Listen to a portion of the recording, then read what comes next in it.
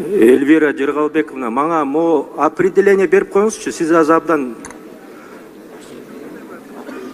мен түшүнбөй калдым да ушул сөзгө. Жаштардын революциясы деген ал эмне деген сөз ал? Кыскача же толук түшүнгөндөй маалымат берейин. Толук түшүндүрүп бериңиз. Жаштардын кайталап кетейин. Жаштардын революциясы деген кантип түшүнсө болот? Кайталап кетейин да. 5 октябрда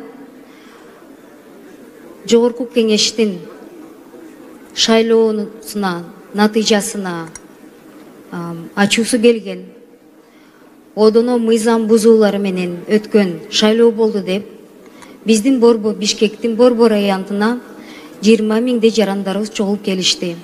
Ошондо 13 оппозициялык партиялардын жетекчилери, мүчөлөрү чогулуп, шайлоонун жыйынтыгы жокко чыгарылсын деген талап менен чыкканбыз. Мен ошолордун арасында болдум. Эмнеге жаштар десем, анткени көпчүлүк санды аянты болгон адамдардын көпчүлүгү жаштар болушту. Ошол жерде мен бар аралашып көргөнүмөн күбө болгондугуман далилдеп айта аламын. Жарадар болгон адамдардын дагы өкүнүчтүүсү бул көпчүлүгү жаштар болуп калды. Эми партиянын мүчөлөрү деп айтсаңыз, жаштар деп айтып атасыз. Анан революция дегенде кандай түшүнүк бар? Революция деген качан болот? Революциянын жыйынтыгы эмнеде болот? Ошону түшүндүрүп коюңузчу мага. Мен ойлойм буга деген. Сиз ойлойсузбу ошо? 5 октябрда Кыргызстанда революция болду деп ойлойсузбу сиз? Ооба, мен ошентип ойлоймун. Эмнеде сиз жетектеп барып Ак үйдү өртөгөнгө ошол революция болду? Кечиресиздер, оюнду бүтүрө алайынчы. Ошо революция ошол болду. Натыйжасында Жогорку Кеңешке өткөн шайлоонун результаттары жокко чыгарылды деп ойлоймун. Ошентип айтсаңыз, 5 октябрда Жогорку Кеңештин шайлоосунун натыйжасын туура эмес деп туруп жылдырылды деп айтырсыз. Аны деп жаштар деп эмне үчүн сиздер постоянно жаштар деп айтасыңар да? Мен айтып коеюн. Ар бир саясий партияда жаштардын өзүнүн квотасы бар. Жаштардын бизде конституция жасалган, чогулганга, өзүнүн оюн, өзүнүн көз карашын айтканга толук кандуу укугу бар. Эч качан Кыргызстанда жаштарды эч ким кемситкен эмес, жана укуктарын чектеген эмес. Эмне үчүн сиз айтып атасыз жаштар деп? Сиз билесизби бунун артында мен айтып коеюн. Сиз жаш, эмоционалдуу саясатчы, көп нерсени билбейсиз. Керек болсо, ушул проекттин артында, жаштар деген проекттин артында чоң чет өлкөлүк державалар бар. Алар деген Кыргызстандын стабилдүүлүгүнө, саясий туруктуулугуна деген чоң угроза алып келип атат. Сиз билесизби ошону? Же жөн эле жаштар революция деген люмпенский лозунгтарды көтөрүп чуркап жүрө бересиңерби силер?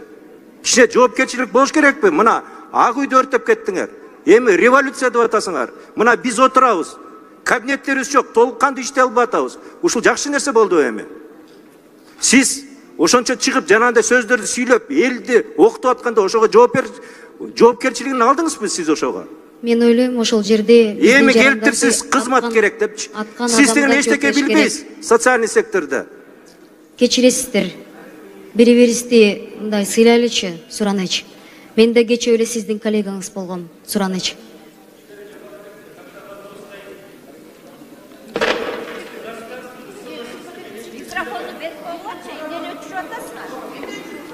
Берчима, когда вопрос стоит государственной угрозе, целостности, мен эчкимди сыйлабайм, тем более сизди, который сиз бияқта отурасыз келип, жаштар революция деген сөздөрдү ыргытып бияқта. Каякта революция экенин даже сиз билбейсиз. Революция деген болгондой мына Өмүрбек Чийиркешев айтып берет. Революциянын жыйынтыгы бүт форма управления, государственный структурасы бүт меняться этилет. Ошондо революция болот.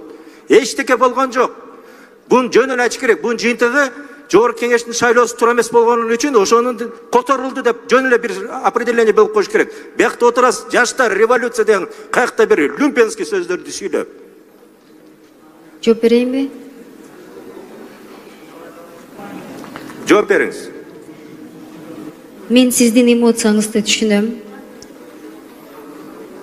Жаштар дегендин сөзүнүн аркасында ошол 1,5 миң жарадар болгон жарандарыбыздын больницада жатканда ошолорду көргөндө көпчүлүгү ошондой экенин көрүп мен өкүндүм. Эльвира Жыргалбек, мен сизге айтып коеюн, как аган катарычы да. Жаштар, бул жаштар деп чоң саясат болуп атат. Биз Кыргызстандын илгертен бери биздин салтыбыз бар. Биз деген дайыма өзүбүздүн ууларды сыйлайбыз.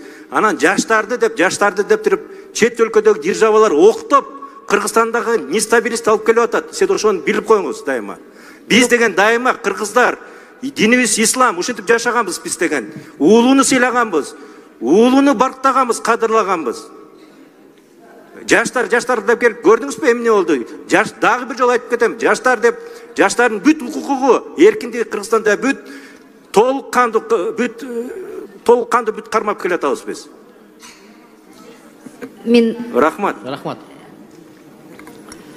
бир эле кайталап коеюнчу. Мен бир дагы чет өлкөлүк державалардын мындай буйругу менен же алардын демилгеси менен аянтка чыккан эмес. Мен ойлойм ошакты миңдеген жарандар да антип чыккан эмес. Кечиресиз. Урматтуу кесиптештер, мына Аида Жекшенбаевна суроо жооп процедурасына өттү, туурабы? Эми ал киши, биздин бывший кесиптешибиз жумушун билбей атса, Төрөбай Закирович, эми кантип коебуз? Сизди урматтасак дачы. Жумушун билбейт экен дейм. Кантип коебуз? Анан дагы экинчи волна эпидемия келип атат. Мен Аида Жекшенбаеваны жөнүндө сөз кылдым. Мен шайлоонун процедурасы жөнүндө айтып атам. Эмнени сүйлөп атасыз сиз? Жок, сиз эми неметип атпайсызбы? Деп колду мынтип көтөрүп атпайсызбы? Жок, мен колдо койдум. Мен шайлоонун процедурасы, регламент жөнүндө айтып атам. Мен бир да фамилияны айта элекмин. Жок, эми колуңузду моундай көтөрүп, Жок, көтөргөндө мен өзүм билем да, сизден сурап баягы добуш беришим керек. Кызыкчы. Честно болуш керек. Баарына бирдей. Сизге эгерде сиз ордунда болуп калсаңыз, сиз үчүн да мен ушинтип турмакмын. мен билем аны. Аны сиз мага мындай претензия кылбаңыз. Мен кантип добуш берем, кимди колдойм? Мен азыр айта элекмин. Мен азыр процедура жөнүндө айтып атам. Бирок эми за дегенде кол көтөрдүңүз. Эмне кылайын? Кол көтөрбөйм. Алло. Биринчи микрофон процедурный. Рахмат, урматтуу Канат Кедейканович. Эми ушунча сунуштар болуп аткан соң кийин эки маселени бир тартип менен өткөрөлү деп дагы бир сыйра коюп койсо эчтеке болбойт го дейм. Ошондо туура болот. Баары справедливо болсун, а то мындай бирөөнү өтө татаал катуу сурап, экинчисин көп коллегаларыбыз билбей деле калды да мындай общий кол көтөрүп. Бактыбек Сагыныкович, Төрөбай Закирович, экөөңүздарга тең айтайлы. Элвира Жыргалбековна чыкты. Суроо бересиңер десең берген жокпуз. Эми депутаттар үчүн эмнеге силер бербей атасыңар деп кандай биз мамиле кылабыз? Өзүңөр эчкимер берген жоксуңар.